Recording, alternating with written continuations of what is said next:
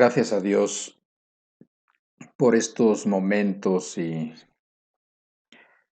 bueno, pues por poderle alabar y por podernos acercar con confianza a nuestro Dios. Ahora vamos a pasar a la palabra, vamos a pasar a la escritura y como comentaba hace rato, vamos a seguir hablando de el amor como tantas semanas llevamos ya hablando y bueno, pues nos ha enriquecido mucho, pues nos ha abierto el panorama y también nos pone un reto muy grande enfrente, pero es un reto que decidimos y queremos tomar con la ayuda de Dios. El tema de hoy es el amor no guarda rencor o el que ama no guarda rencor y es un tema importantísimo porque básicamente es el Evangelio. Vamos a partir del mismo versículo que hemos estado leyendo, que es Primera de Corintios capítulo 13, y vamos a leer desde el verso 4 hasta el verso 7. Dice así la palabra: el amor es sufrido, es benigno, el amor no tiene envidia, el amor no es jactancioso, no se envanece.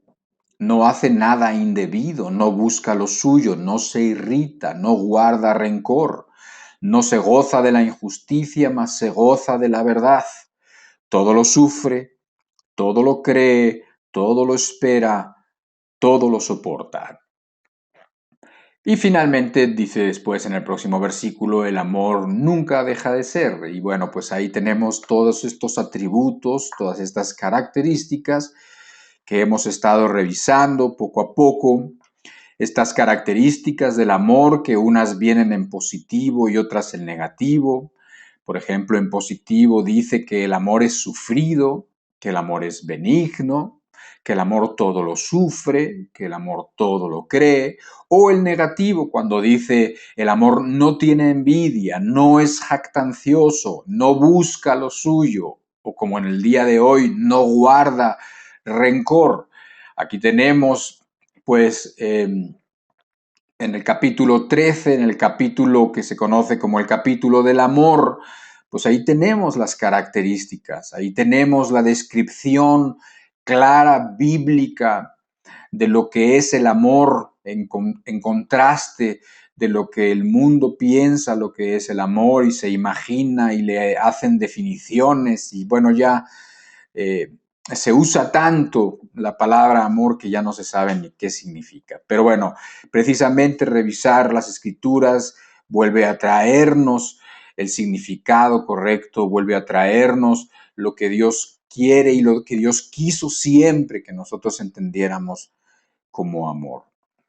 Ahora vamos a ver este tema de hoy, que es el amor no guarda rencor, o el que ama no guarda rencor. Lo vamos a ver sistemáticamente en 4 pasos. El primer paso es una introducción, el segundo es qué es o qué no es, eh, qué significa nuestro texto, y el tercer punto sería por qué es malo o por qué nos manda la Biblia que si nosotros amamos no guardemos rencor.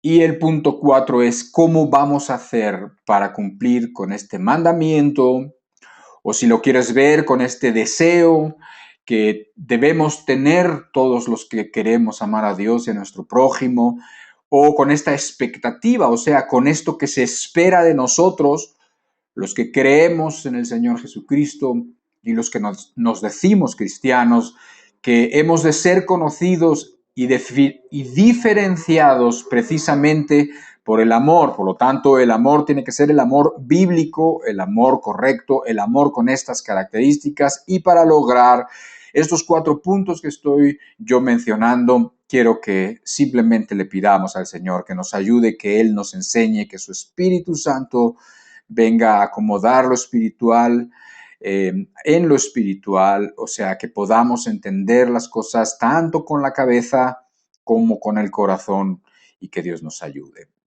Padre, ayúdanos por la ayuda, con la compañía del Espíritu Santo, Señor. Ayúdanos por el amor que nos tienes, Señor, porque quieres hacernos sabios, porque quieres hacernos capacitados para toda buena obra, porque quieres que nuestra mente sea renovada. Ayúdanos, por favor, a lograr esto. En el nombre de Jesucristo, en esta plática, Señor, hazla sencilla, Señor, que se pueda entender. En el nombre de Jesús lo pedimos. Amén. Muy bien. Pues vamos a pasar al primer punto. El primer punto habíamos quedado que es la introducción. Vamos a ver una introducción. ¿Por qué puede estar Pablo, obviamente que también, pues obviamente inspirado por el Espíritu Santo, inspirado por Dios, escribiendo y dejándonos esta parte, que es que el que ama no guarda rencor? Es probable que Pablo, cuando está escribiendo esto, su mente está yéndose a una idea que está también en la misma carta, en la misma epístola, en la primera carta a los Corintios, pero un poco antes, un poco más en los capítulos anteriores, en el capítulo 6 específicamente, donde Pablo está recordando, está viendo y realmente está reprendiendo a los corintios, a los hermanos de esa iglesia en Corinto, porque estaban teniendo problemas entre ellos, problemas que no estaban solucionando bien, problemas que estaban poniendo de manifiesto que estaban faltando al amor. Estaban, dice que teniendo esos problemas, pero no los resolvían entre ellos en paz, no los resolvían con comprensión, buscando juzgar el asunto de la mejor manera, sino que se estaban llevando, arrastrando a los juzgados. ¿Te imaginas? Estaban no perdonándose, estaban, cuando alguien hacía algo contra el otro, lo resolvían a la mala, de mala manera, y les metían una demanda, que sería lo actual, les metían una demanda, levantaban un acta en el ministerio público, el hermano contra el hermano, y Pablo, escandalizado realmente, entristecido también, les reprende diciendo: ¿cómo se os ocurre? ¿Cómo se les ocurre? ¿Cómo se atreven a llevarse unos a otros a los juzgados cuando son cosas que entre ustedes pudieran resolver si tan solo se amaran? ¿Cómo es posible que se atrevan a hacer eso y a poner en ridículo y en vergüenza el Evangelio? No pudiendo resolver asuntos entre ustedes, que no hay entre ustedes ningún sabio que pueda juzgar entre ustedes, entre los hermanos. Y dice el versículo 6, en el capítulo 6, versículo 7, dice: así que, por cierto, es una falta en vosotros que tengáis pleitos entre vosotros mismos. ¿Por qué no sufrís más bien el agravio? ¿Por qué no sufrís más bien el ser defraudados? El apóstol Pablo estaba realmente afectado de que, bueno, no, sería imposible que entre los hermanos, así como en cualquier comunidad, no hubiera problemas. Eso no es algo que es imposible. O sea, si hay relaciones humanas, bueno, pues va a haber dificultades. Pero el asunto es que esas dificultades se tienen que resolver de la mejor manera. Esas dificultades se tienen que resolver en amor, en comprensión, se tienen que resolver juzgándolas correctamente, ¿sí? Dice, bueno, ya es una falta que entre ustedes tengan esa clase de pleitos. O sea, como diciendo, bueno, ya ustedes han perdido el camino de plano, no porque tengan problemas, sino porque estaban resolviéndolos mal, porque estaban arrastrándose unos a otros, porque se estaban guardando rencor, porque estaban haciendo todo mal y delante de los incrédulos también. O sea, como si ya el Evangelio no fuera suficientemente mal visto por muchos, como si no quisieran las personas excusas para no creer, como si no quisieran nuestros familiares excusas para decir, ya ves, y no creer. Y entonces les dice, mejor antes que faltar al amor, antes que no cumplir el amor. Dice, mejor sería que fueran abusados o defraudados, mejor sufrir el agravio antes que faltar al amor. Es probable, digo, que Pablo pensara en esto como nosotros pensamos en esto. ¿Por qué? Porque a los cristianos, a los corintios, a los que estaban en esa región, es a los que le está mandando esto que finalmente, bueno, pues nos llega a nosotros y a todas las personas que lean las escrituras, pero es porque existen situaciones en el pasado y en el presente que necesitan ser perdonadas, necesitan ser tratadas de una manera cristiana, de modo que nosotros reflejemos el carácter de Jesucristo y el carácter de Dios. Y entonces es por eso, entre otras cosas, por supuesto, que el apóstol Pablo deja dicho que el amor no guarda rencor. Antes que faltar al amor, es mejor pasar por alto el agravio, la ofensa, y todo esto obviamente tiene aplicación en nuestras vidas porque este es un tema que nos incumbe a todos. A algunas personas les incumbe obviamente más que a otras. Hay personas que están marcadas por acontecimientos de su vida, están marcadas por cosas que otras personas les han hecho o han dicho de ellos o han causado en su vida tal trastorno o han destruido literalmente lo que su vida supuestamente iba a ser, que viven con eso y que lo recuerdan todo el rato, todos los días, con lujo de detalles, siempre, y eso se queda en el corazón y no lo están resolviendo y no lo están sabiendo resolver.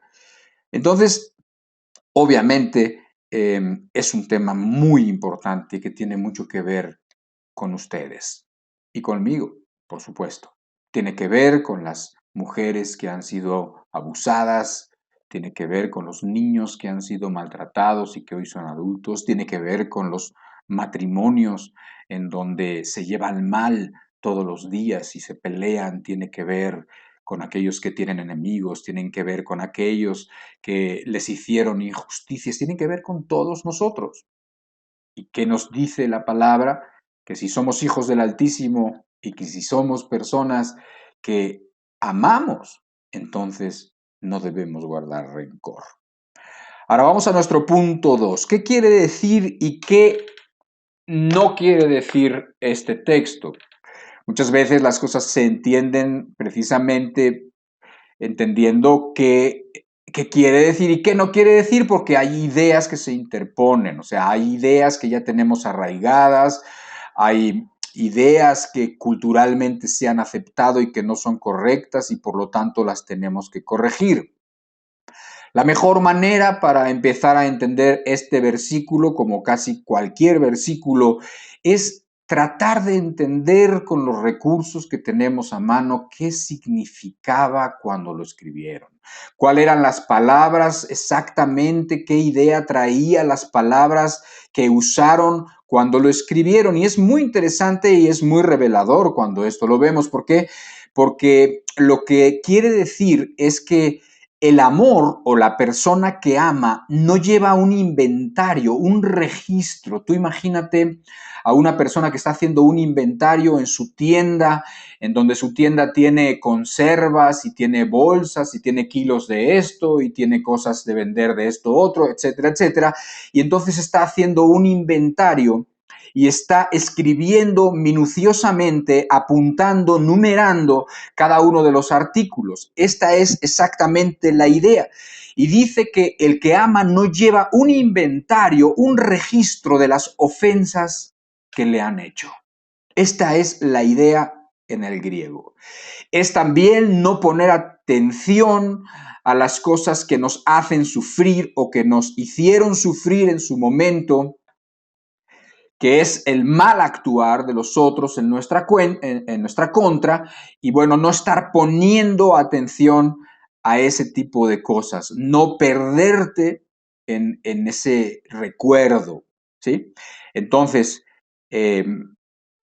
La idea original, la definición original, dice no llevar un recuento, no tener un récord, o sea, un recuento, un inventario detalladísimo de las cosas que te han hecho mal, del daño que has recibido, de los abusos que han hecho contra ti, de las injusticias que has tenido que vivir. Eso es exactamente lo que significa. Ahora, es obvio que batallamos con este concepto, es algo realmente difícil para algunas personas. Hay personas que están muy amarradas, muy atadas al pasado porque el daño que les hicieron fue grande, no fue algo ligero, no fue algo pues que uno puede pasar por alto así nada más, sino que fue realmente grave.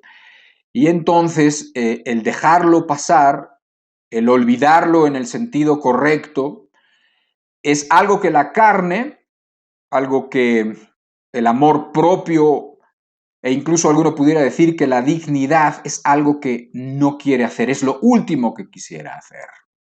No guardar rencor o perdonar, en otras palabras, que significa lo mismo, no significa que tienes que olvidar forzosamente la ofensa o el daño que te hicieron, porque esto pudiera ser pues prácticamente imposible. O sea, esto queda en la memoria, queda en tus recuerdos y pues puede ser imposible no recordarlo.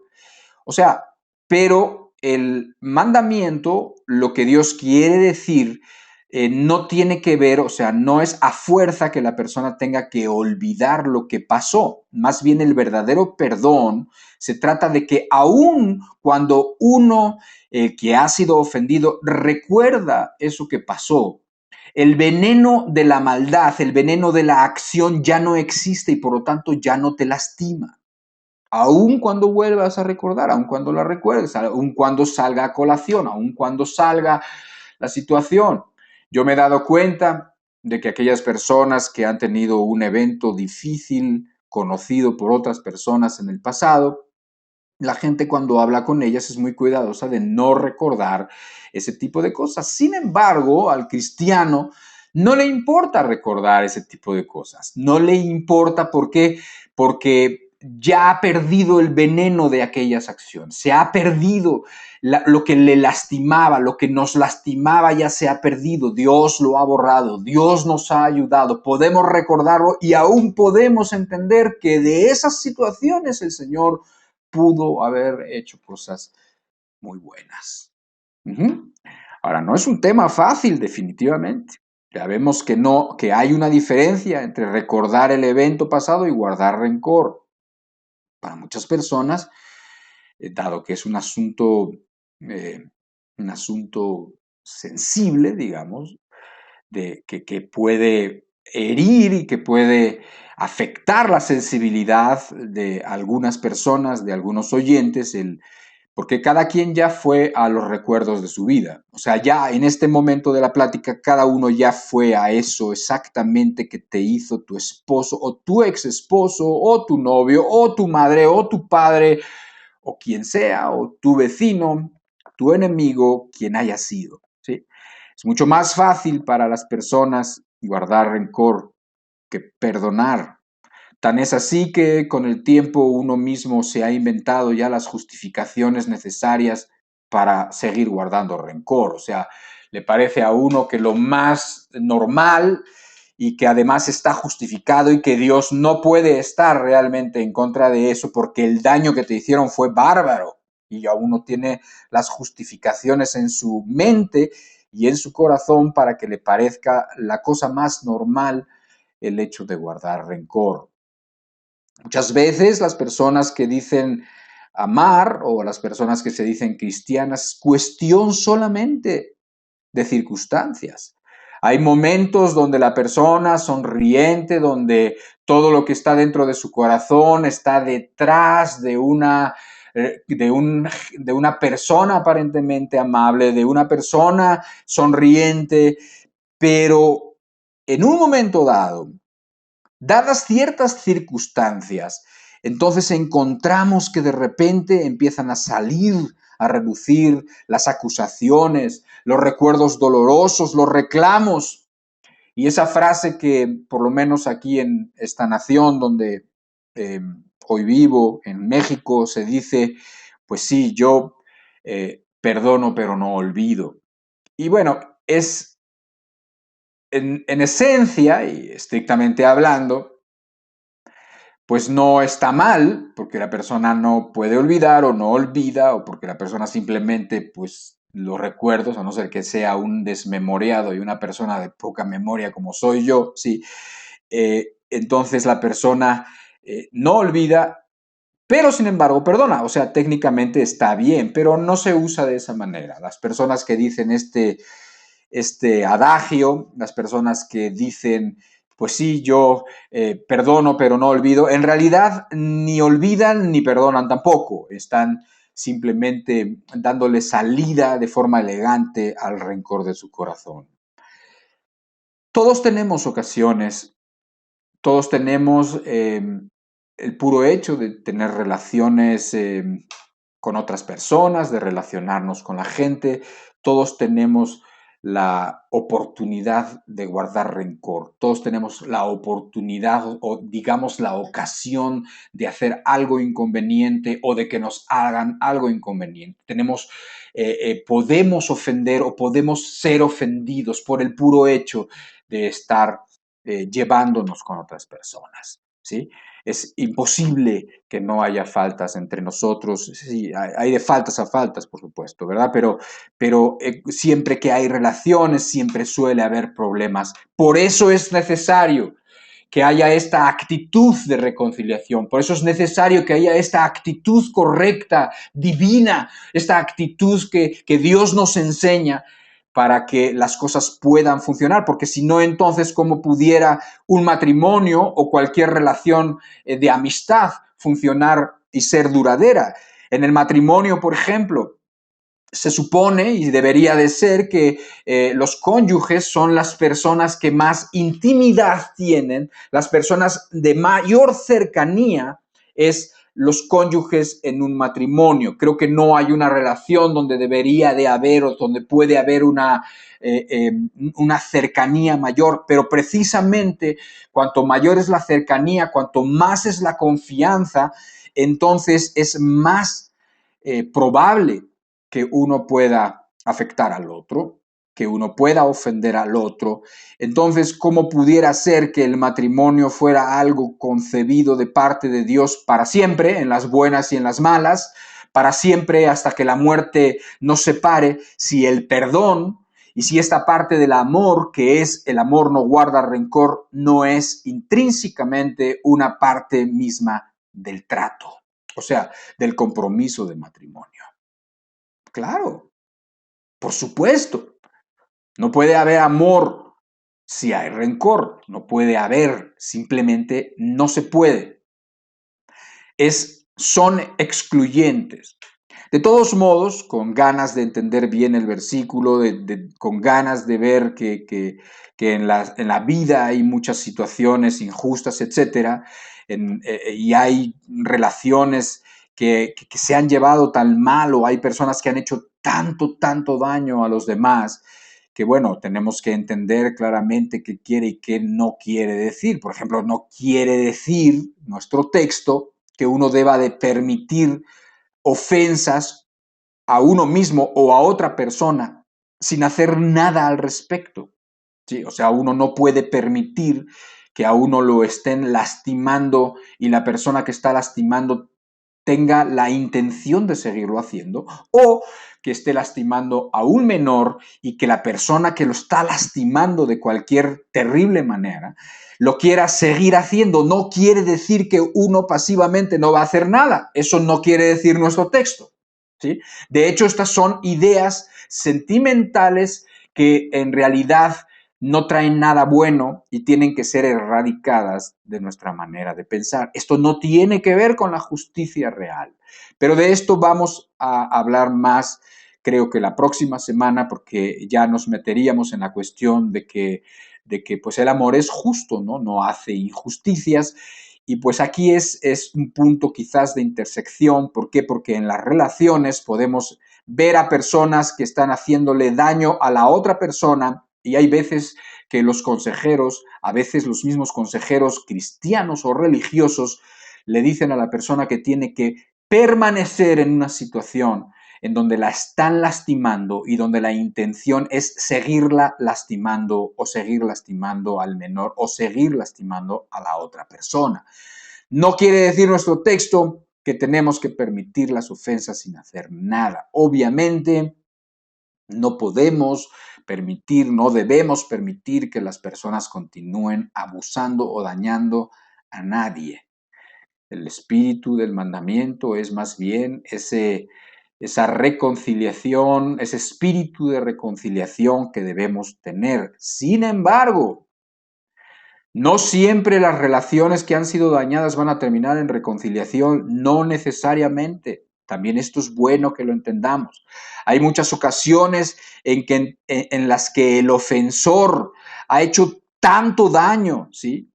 La confianza en esa relación ha sido destruida a tal punto. La repetición de maldades ha sido hecha con tal regularidad. El abuso ha sido tan criminal que la relación ya nunca quizás podrá darse. ¿Sí? O sea, no, el cumplir este mandamiento no necesariamente lleva a que todas las relaciones se reconcilien, no, porque algunas han sido dañadas más allá de reconciliación. Hay algunas relaciones que quedarán dañadas, hay otras relaciones que ya jamás podrán volver a ser.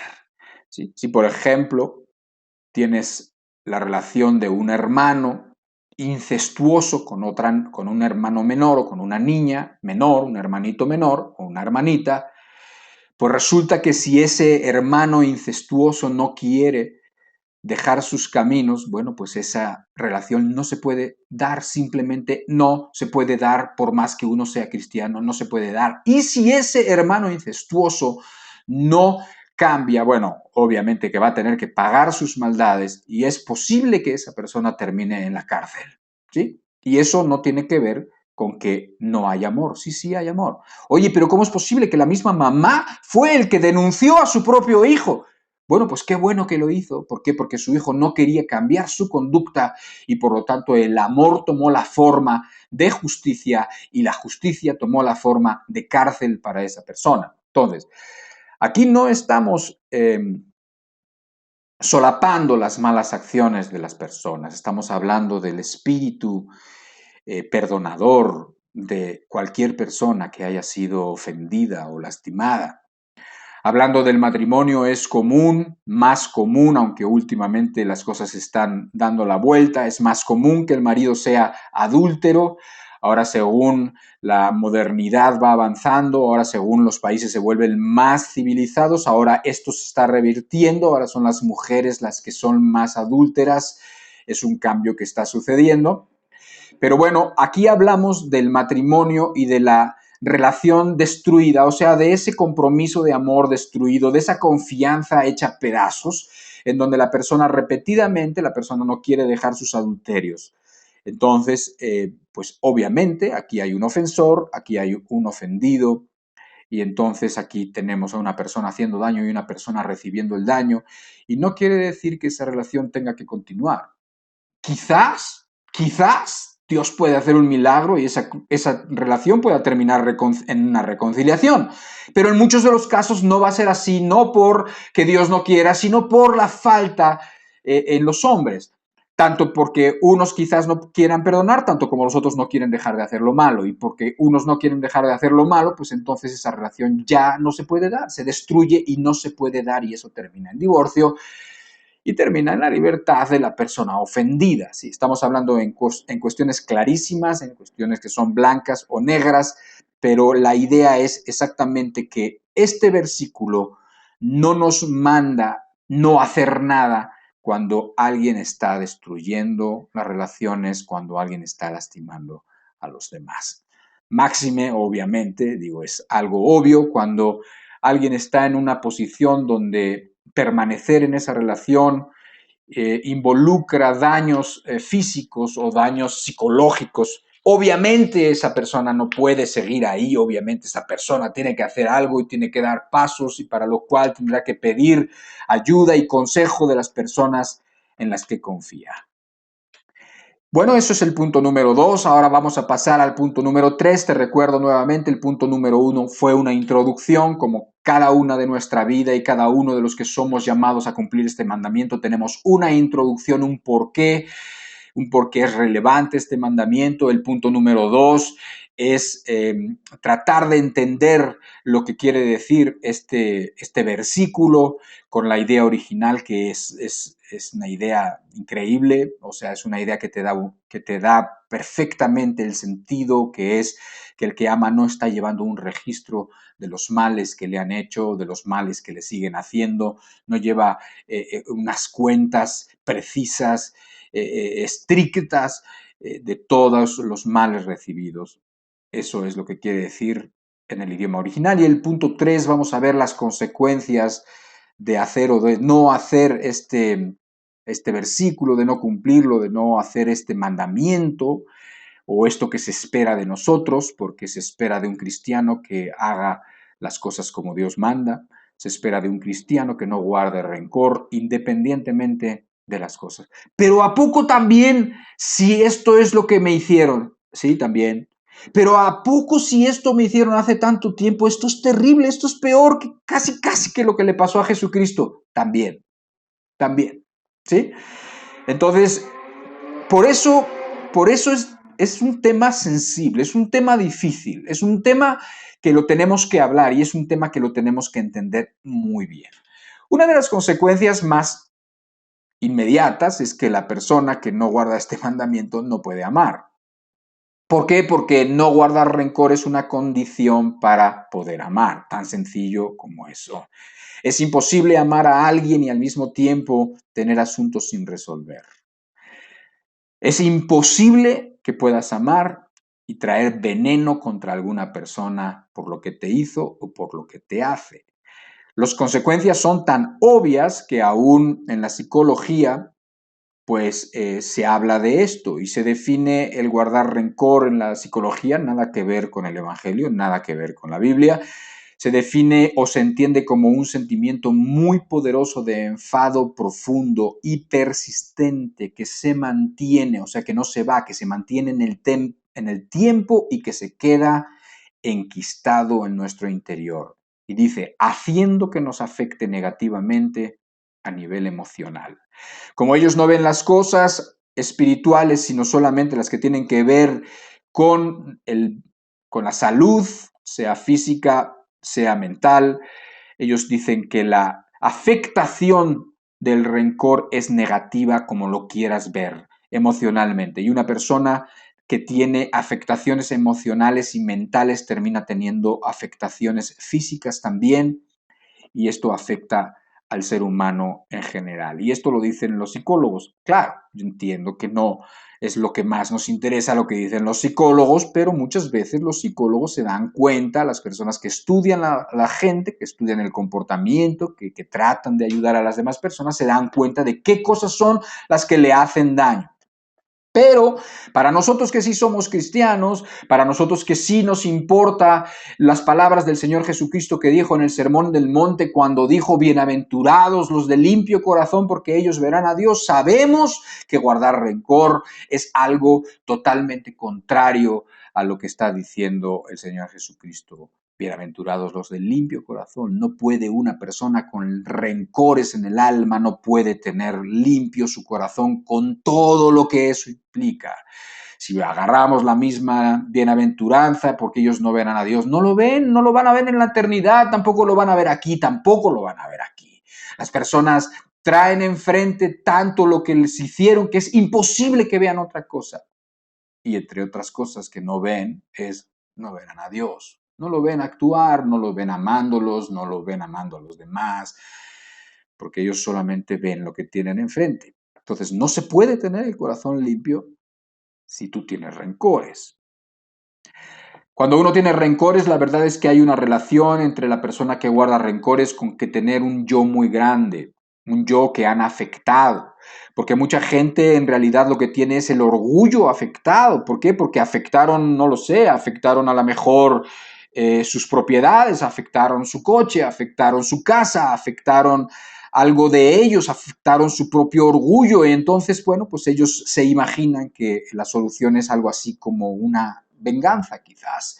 No importa, la gente no ve, la gente no le importa si los demás lo hicieron a propósito o no a propósito, si fue un accidente, ellos se sienten demasiado afectados, ¿sí? O sea, increíble que me hayan afectado, piensa alguno, ¿sí? Por eso muchas veces la persona que guarda rencor tiene que ir también a revisar si no tiene un yo demasiado grande, un yo demasiado eh, crecido, como de un tamaño desmedido, ¿sí? Nosotros que somos cristianos, que hemos leído la Escritura, que podemos entender las cosas de Dios, realmente no hay un sentimiento más anticristiano que guardar rencor, que tener un recuento de todas las cosas malas que nos han hecho. ¿Por qué? Porque nosotros los cristianos, si tú te dices cristiano, y es cosa que uno tiene que estar realmente entendiendo si lo es o no lo es, porque el cristiano es un imitador de Cristo, el cristiano es un seguidor del Señor Jesucristo, de aquel que dijo, Padre, no les tomes en cuenta estos pecados. ¿Sí? De aquel que perdonó hasta el último momento. También lo puedes ver en Esteban como cristiano, como el primer mártir, como aquel que dando testimonio de Cristo, hablando de las cosas correctas, hablando de lo bueno, viviendo las cosas correctas, también fue muerto a manos de personas que se tapaban los oídos y que arremetieron contra él. Y lo último que dijo fue exactamente eso. Te lo voy a leer. Primero el de Jesucristo en Lucas capítulo 23, versículo 34.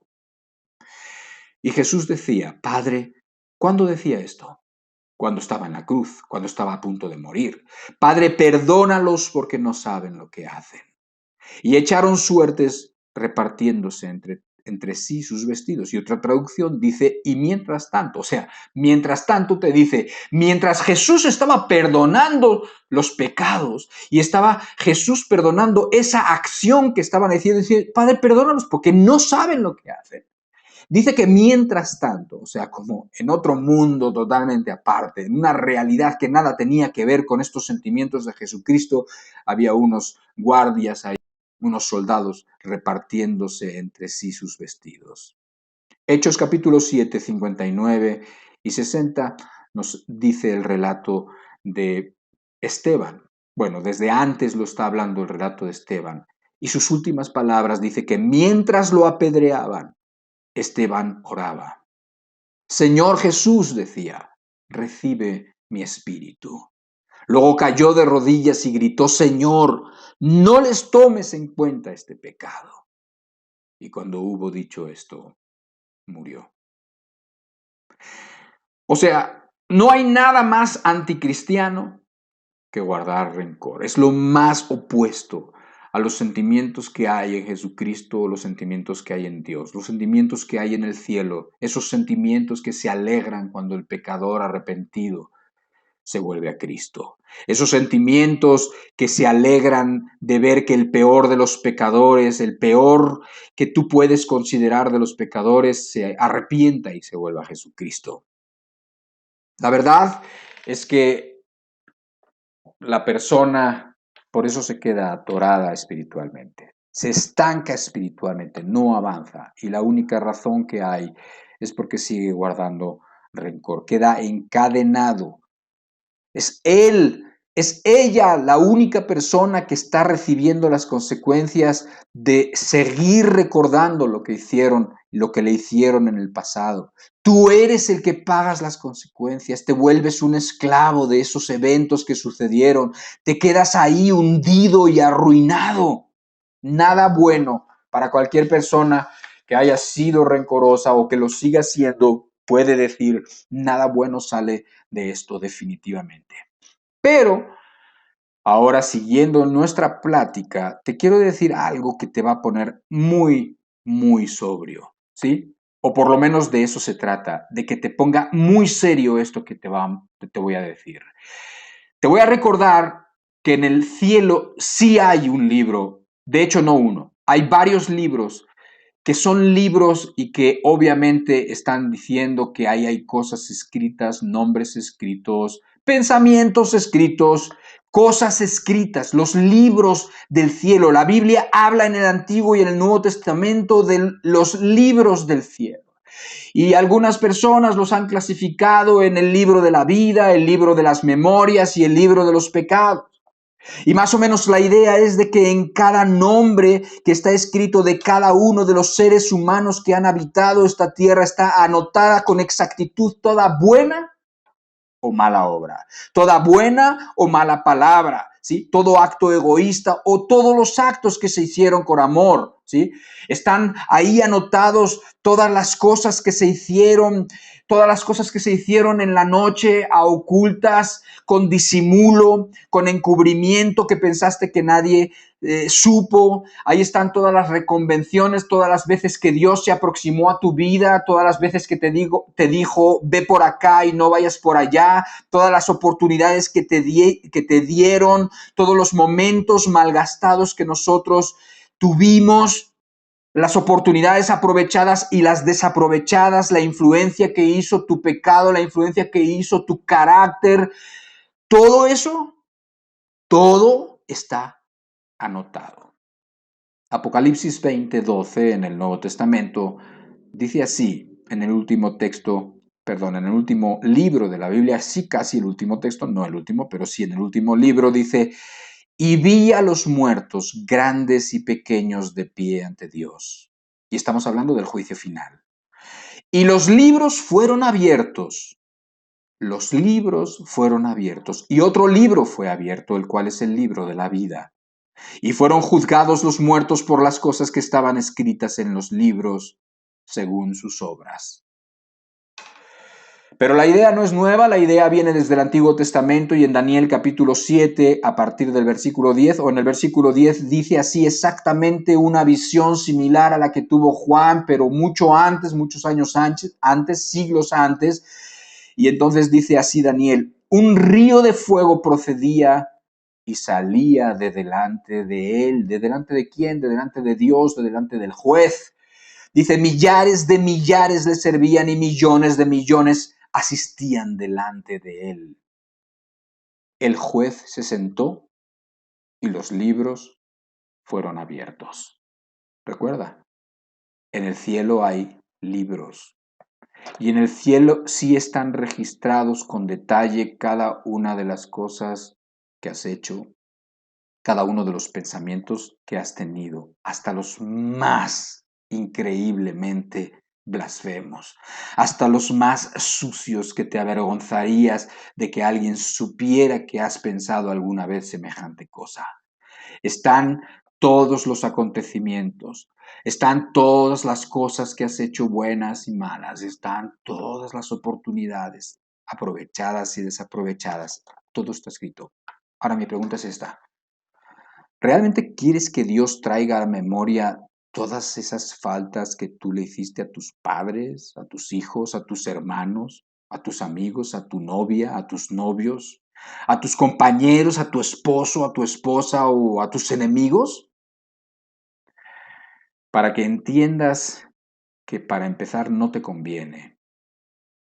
Está la parábola que nos dice el Señor Jesucristo, una historia que nos cuenta Él, que habla un poco de esto, por lo menos la misma idea, y que te dice claramente cuál es el corolario, la parte final, la moraleja de esa historia. Te la voy a leer.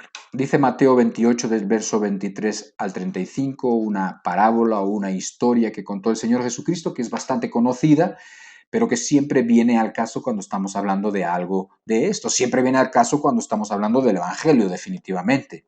Escucha, dice así. Por eso, el reino de los cielos puede comparar a cierto rey que quiso ajustar cuentas con sus siervos. O sea, el reino de los cielos se puede comparar a ese rey que quiso hacer cuentas con sus siervos. Verso 24. Y al comenzar a ajustarlas, le fue presentado uno que le debía 10,000 talentos. Esos son millones de dólares. Pero no teniendo él con qué pagar, su señor ordenó que lo vendieran junto con su mujer e hijos y todo cuanto poseía, y así pagara la deuda. Entonces el siervo cayó postrado ante él, diciendo: ten paciencia conmigo, y todo te lo pagaré. Y el señor de aquel siervo tuvo compasión, y lo soltó, y le perdonó la deuda. Pero al salir aquel siervo encontró a uno de sus consiervos que le debía 100 denarios, y echándole mano lo ahogaba, diciendo: paga lo que debes. Hasta aquí por ahora. Ya ves, no pudo pagarlo porque era una cantidad enorme, y entonces la justicia decía que se vendiera, y se vendiera toda su familia también, pero él dice que pidió clemencia, y este señor, el Señor, tuvo compasión y le perdonó la deuda. Pero cuando él sale de ahí, se encuentra con un consiervo que le debía una cantidad mucho menor, una cantidad que más o menos es el equivalente a un poco menos de $1,000, o sea, puede ser mucho, pero es pagable. Entonces él no quiso tener misericordia. Dice: entonces su consiervo, cayendo a sus pies, le suplicaba, diciendo: ten paciencia conmigo y te pagaré. Sin embargo, él no quiso, sino que fue y lo echó en la cárcel hasta que pagara lo que debía. Así que cuando vieron sus consiervos lo que había pasado, se entristecieron mucho, y fueron y contaron a su señor todo lo que había sucedido.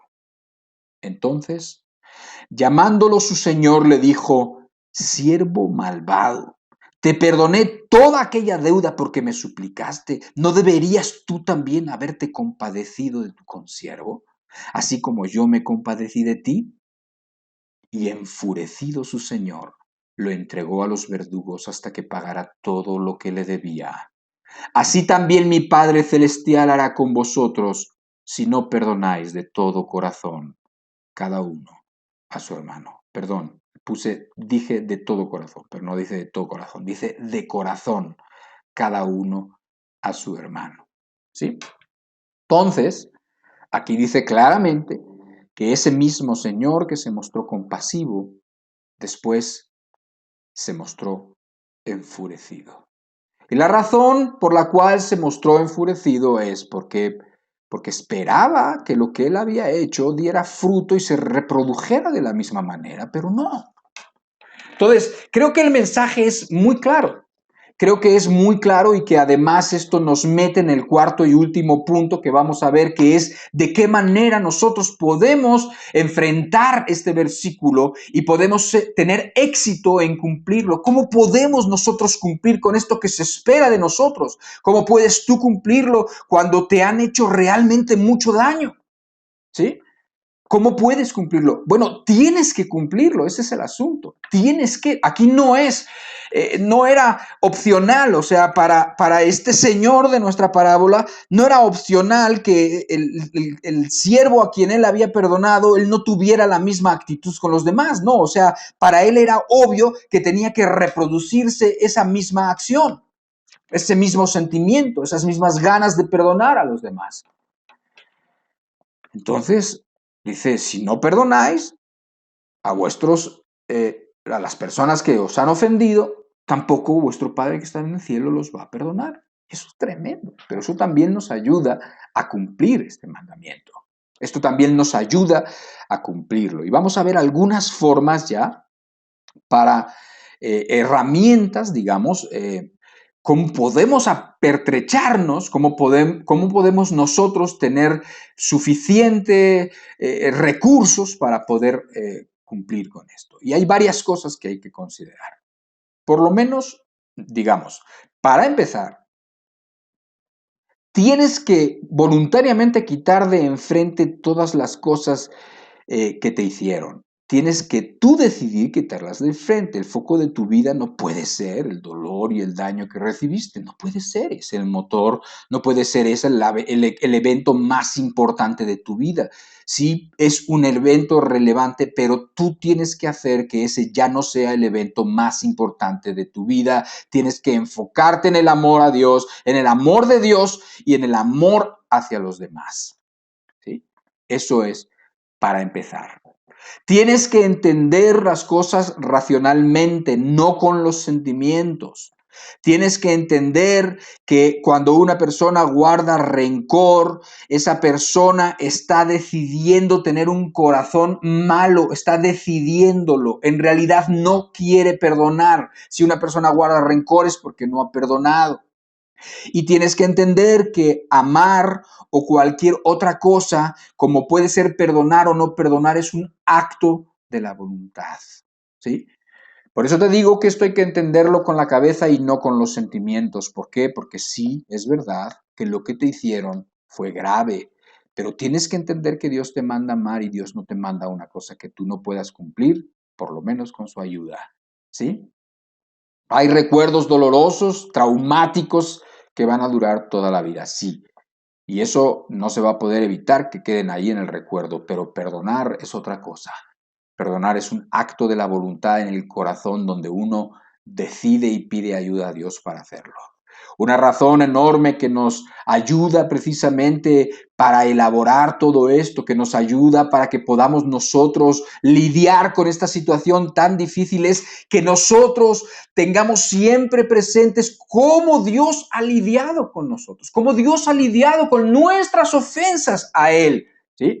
Yo veo que muchas personas les parece poca cosa lo que le han hecho a Dios, como que no se dan cuenta la gravedad de las cosas que han hecho, como que no tienen peso de las acciones perversas que han cometido en su pasado, como que tienen siempre muy claro lo que los demás han hecho, lo que los demás hacen o lo que los demás hacen les hacen a ellos, pero nunca ven con gravedad lo que la persona ha hecho. Y créeme que cuando una persona, bajo la influencia del Espíritu, ve lo que ha hecho y recuerda cada cosa, y recuerda cada pensamiento, y recuerda cada pésima intención que tuvo, y cómo pudo ser capaz de ser tan bajo, tan ruin, esa persona termina casi concluyendo: Señor, yo no estoy seguro de que pueda haber alguien peor que yo, con peores intenciones que yo, con cosas más bajas que yo he hecho. Señor, no puede haber. Y uno se sabe el peor, o por lo menos así se cataloga como el peor de los pecadores, o por lo menos así se siente. ¿Sí? Pero mucha gente no ve eso. Mucha gente lo que tiene siempre enfrente es lo que lo han hecho los demás. Y entonces una manera como nosotros podemos, un recurso con el que nosotros siempre podemos acudir es ver y considerar cómo hemos sido nosotros tratados, cómo Dios ha tratado con nosotros para que podamos ser imitadores y para que podamos hacer exactamente lo mismo que Dios hizo con nosotros. Y aquí volvemos al texto con el que empezamos nuestra reunión, Salmo 103, versículo 10, y los que siguen, dice así: no ha hecho con nosotros conforme a nuestras iniquidades, ni nos ha pagado conforme a nuestros pecados. Porque como la altura de los cielos sobre la tierra, engrandeció su misericordia sobre los que le temen. Cuanto está lejos el oriente del occidente, hizo alejar de nosotros nuestras rebeliones. ¿Cómo hemos sido tratados?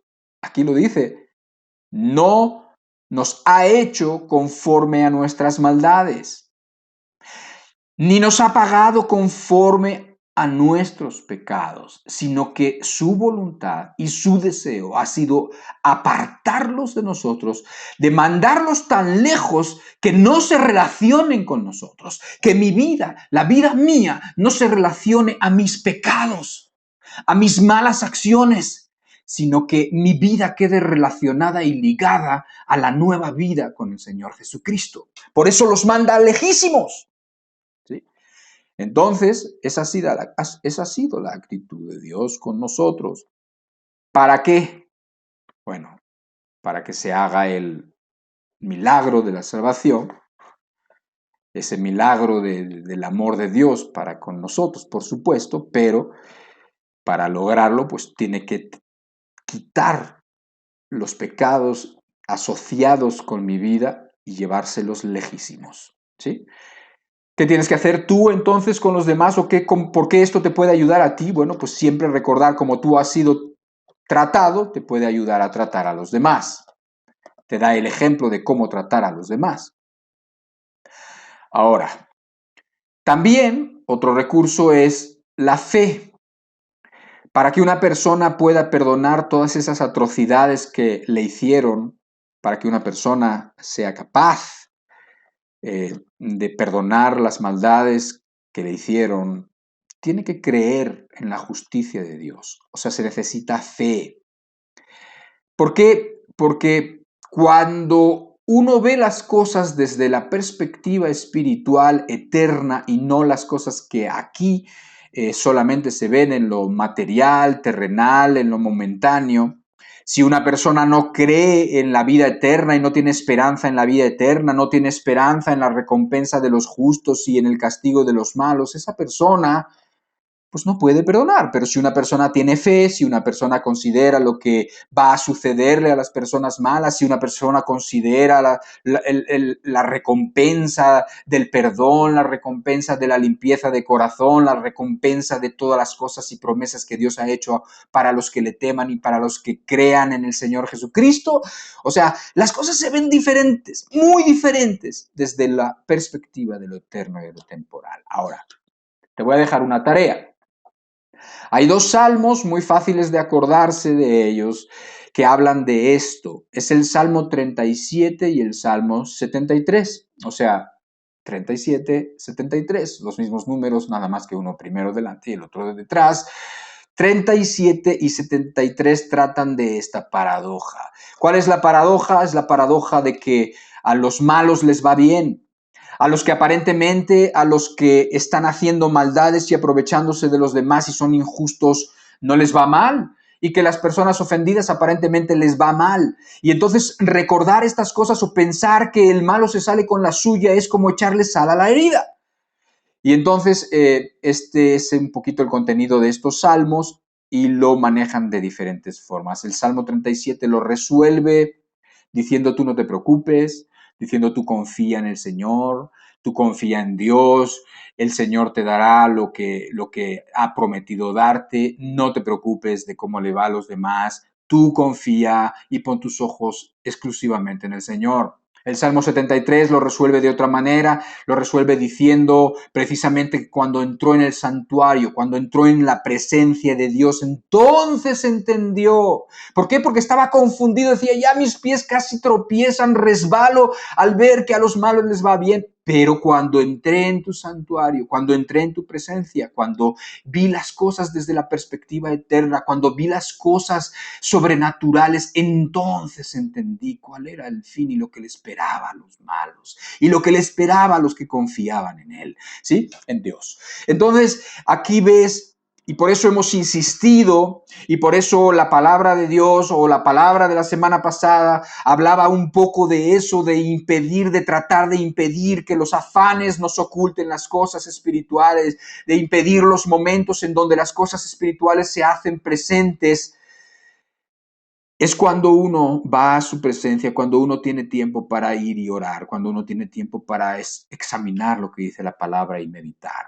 Es cuando las cosas espirituales cobran vida, es cuando las cosas espirituales empiezan a tener peso, cuando son reales. Es cuando las cosas temporales, cuando el brillo de las cosas temporales, el brillo de las riquezas de este tiempo, el brillo de las cosas de ahora, se van como haciéndose transparente y se van difuminando y entonces viene a tener relevancia y realidad las cosas espirituales. Eso es lo que quiere decir. Y es cuando uno se acerca al Señor y cuando uno ve las cosas espirituales, cuando uno entiende y cuando uno dice, es cierto, me hicieron todo esto, pero también es cierto lo que Dios ha preparado para los que lo aman y lo temen y los que confían en Él y los que perdonan. Importantísimo, porque estas son las maneras como uno puede enfrentarse a este versículo, porque es un versículo tremendo, es uno de los versículos más difíciles, yo creo, y más imposibles de querer siquiera considerar en la Biblia. Es el versículo que es la respuesta que le dio el Señor Jesucristo a Pedro. Es la respuesta que le dio cuando Pedro, sorprendido, dijo, entonces, Señor, tenemos que perdonar siempre, tenemos que perdonar hasta 7 veces. Mateo capítulo 18, versículo 21 dice, no te digo que 7 veces, sino 70 veces 7. ¿Quién puede siquiera considerar ese mandamiento? ¿Sí? Es un mandamiento que poniéndolo, que Dios se lo manda a personas que han sido real y literalmente abusadas, ofendidas, se les han hecho una injusticia tras otra, Entonces es un versículo realmente difícil. Nadie lo niega, pero el Señor Jesucristo es el mismo que dijo esta respuesta, que es necesario perdonar a aquel que viene contigo arrepentido 490 veces, por decir algo, 70 veces 7. Es el mismo que dijo, si no perdonáis a los demás sus ofensas, tampoco vuestro Padre os puede perdonar a vosotros. Ahora, ante la dificultad y la imposibilidad de este versículo, yo te digo que no hagas como eso que viene a la memoria, que es ese joven rico que se acercó al Señor Jesucristo también y que el Señor Jesucristo le dijo lo más difícil que le podía poner delante. El joven rico le dijo, es que yo quiero hacer la voluntad de Dios, es que yo quiero llegar al reino de los cielos. Y el Señor Jesucristo le dijo, está bien, entonces agarra y todo lo que tienes, que son muchas tus riquezas, véndelas y dáselas a los pobres. Y el joven rico miró lo que el Señor Jesucristo le estaba diciendo y entonces hizo algo que no quiero que tú hagas. ¿Qué es lo que hizo? Lo primero que vio es la imposibilidad del mandamiento. O sea, lo primero que vio fue, ¿qué mandamiento me estás pidiendo? ¿Qué es lo que me estás pidiendo, Señor? Y para él le resultó imposible. ¿Qué le provocó? Se puso triste. ¿Y qué hizo? Se fue. Eso es lo que hizo el joven rico. Yo no quiero que hagas tú lo mismo. Yo quiero que lo que nosotros hagamos es que veamos el mandamiento y que sepamos y entendamos que sí, efectivamente, perdonar a los que nos han ofendido no es poca cosa, es una cosa muy grande, pero que no estamos solos para cumplir este mandamiento. Quiero que entiendas que es necesario primeramente querer, porque si una persona ni siquiera se ha planteado el querer perdonar a los demás, ni siquiera ha llegado a ese punto, esa persona no puede seguir adelante. Pero nosotros los que sí queremos, sabemos que no estamos solos. Los que sí queremos, sabemos que nuestra debilidad no es suficiente para no cumplirlo. Los que sí queremos, sabemos que hay uno que puede hacer que lo que es imposible para los hombres sea posible. ¿Por qué? Porque es Dios en nosotros haciendo las cosas. O sea, nosotros contamos con aquellas personas que queremos hacer la voluntad de Dios, contamos con la ayuda y con la obra y con la fuerza del Espíritu Santo. No podríamos hacer esto solos, pero acompañados por Dios sí lo podemos hacer. La gracia de Dios es real. Y termino leyéndote dos textos que no sé si uno de ellos probablemente sí habías considerado, el otro muy probablemente no. Y dicen exactamente lo que te estoy diciendo. No estamos solos en esto que Dios nos está mandando. Y que si para ti te parece imposible, para Dios no es imposible. Y que si tú simplemente quisieras, el Señor haría el resto. Dice Filipenses capítulo 2, versículo 12 y 13. Por tanto, amados míos, como siempre habéis obedecido, no como en mi presencia solamente, sino mucho más ahora en mi ausencia, ocupaos en vuestra salvación con temor y temblor. Porque Dios es el que en vosotros produce así el querer como el hacer por su buena voluntad. O sea que Dios te ha traído hasta aquí, hasta este momento en donde te ves en la necesidad de perdonar, te ha traído este momento en donde toda tu vida ha estado marcado por ciertos acontecimientos, en donde tu vida espiritual ha estado atorada hasta el día de hoy, porque hay situaciones del pasado y entonces te ves en la necesidad de querer, de necesitar. Y espero que tú puedas hacer algo distinto a lo que hizo el joven rico. Espero que caigas de rodilla como aquel consiervo sabiendo que es una situación muy difícil o imposible. Si tú quieres pensarlo así, da igual, porque Dios, nuestro Dios, es el Dios de lo imposible y lo que es imposible para los hombres es posible para Dios. Y entonces simplemente no como el joven rico que lo vio, que pensó en lo que le estaban pidiendo, que siguió pensando en lo que le estaba pidiendo y las implicaciones de lo que le estaba pidiendo y entonces se entristeció y se fue. Y si no, que tú caigas de rodillas y le digas, Señor, quiero, ayuda a mi imposibilidad, Señor. Quiero, ayuda a mi incredulidad. Quiero, Señor, pero siento que no puedo, Señor. Y entonces, aquí dice, Dios es el que en vosotros produce así el querer como el hacer por su buena voluntad. Muchas veces la gente debería de ser honesta y en vez de decir no puedo, debería decir no quiero, para empezar. porque es mucho mejor ser honesto con Dios. Señor, es que no quiero. Es que pensar solamente en que esa persona, no, es que no quiero. Bueno, es mejor decir eso a decir no puedo, en el sentido de que muchos buscan o muchos dicen no puedo como una justificación, como si fuera algo que está más allá de sus fuerzas. Bueno, pues aquí lo que te quiero decir es que Dios es el que en vosotros produce así el querer como el hacer. Si quisieras, podrías. No por tus fuerzas, sino por el Señor que ha escrito estas palabras. Y ahora te voy a leer otro en Hebreos capítulo 13, verso 20-21, nuestro último texto, y una idea que te tienes que llevar en tu corazón, que es exactamente la misma que estamos hablando. Y el Dios de paz, que resucitó de los muertos a nuestro Señor Jesucristo, el gran pastor de las ovejas por la sangre del pacto eterno, os haga aptos en toda obra buena, para que hagáis su voluntad, haciendo Él en vosotros lo que es agradable delante de Él por Jesucristo, al cual sea la gloria por los siglos de los siglos. Amén. Este texto merece que lo volvamos a leer. Este texto merece que te quedes un rato después viéndolo y tratándolo de entender de la mejor manera.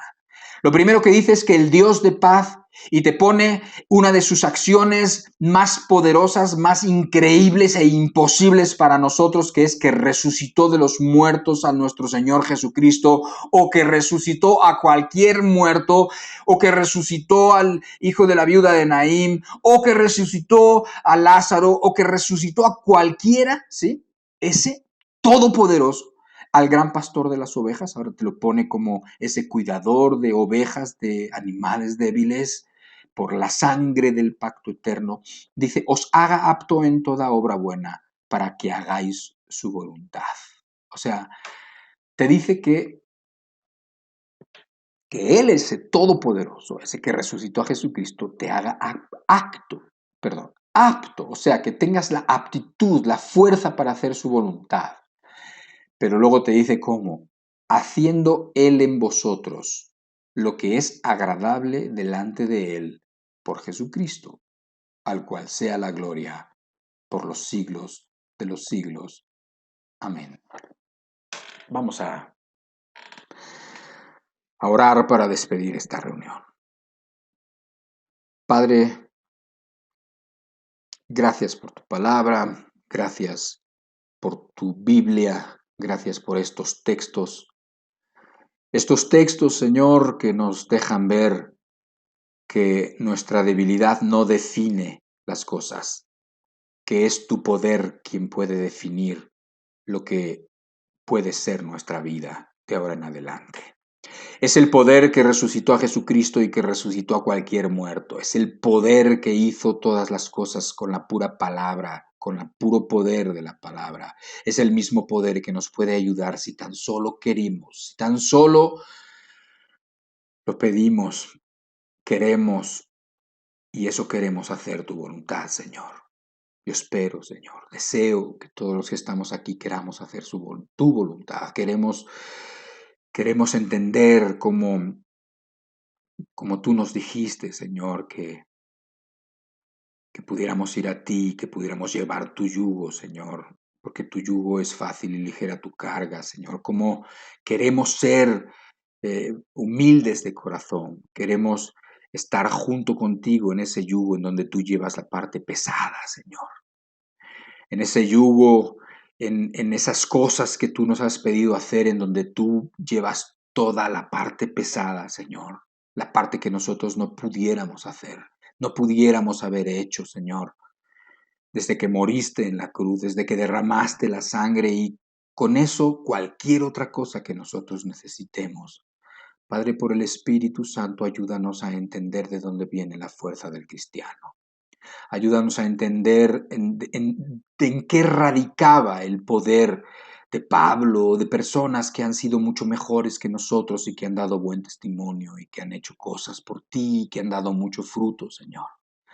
Ayuda a todos los que estamos aquí a entender que solos nada podemos hacer, Señor, separados de ti, nada, pero que en ti podemos llevar fruto y que asistidos siempre por el Espíritu Santo, Señor, Por eso nuestras vidas tienen que ser como tú has dicho que tienen que ser, Señor. Sed santos, porque yo soy santo. Queremos, Señor, vivir las vidas adecuadas para que el Espíritu siempre esté con nosotros y nunca contristado, Señor. Nunca entristecido, nunca, Señor, hecho a un lado, para que el Espíritu, Señor, nos ayude en todas las cosas que necesitamos, muy particularmente en el cumplimiento y el deseo de querer amar de esta manera como está escrita. Esta manera que es que el amor no guarda rencor y perdona las ofensas a los demás. Y te pedimos todo esto, Señor, en el nombre poderoso del Señor Jesucristo y por sus méritos. Amén. Amén, querido hermano y querido amigo. Que Dios te bendiga mucho y seguimos hablando de esto y por favor el Salmo 37, el Salmo 73, todas las cosas que hemos hablado, estos, es el día de reposo, tienes un rato, puedes volver a recordarlo, ¿sí? Dios te bendiga mucho, que Dios te acompañe, te ayude y te dé todo lo que necesitas y bendiga a tu familia también. Cuídate mucho.